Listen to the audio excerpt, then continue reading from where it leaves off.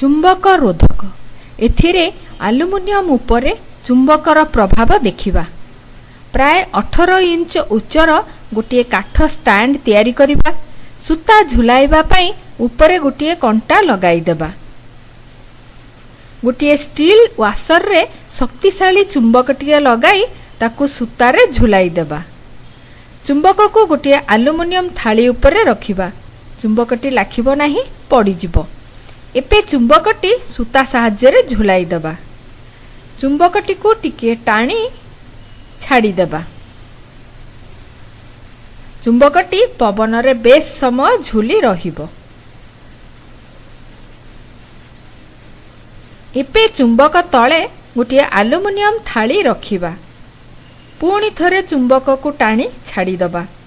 एथर चुंबकटी base चंचल स्थिर होई रहिजिबो।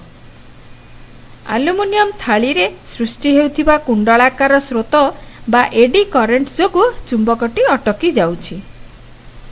आमे देखिले जे चुंबकटी खाली रे भल भाबरे झुलुछि, किंतु आलुमिनियम थाली रखिदेले ताहा रही जाउछि।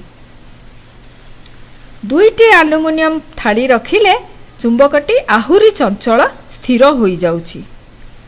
एहा आलुमिनियम द्वारा सृष्टि होथिबा कुंडलाकार स्रोत जोगु हेउछि।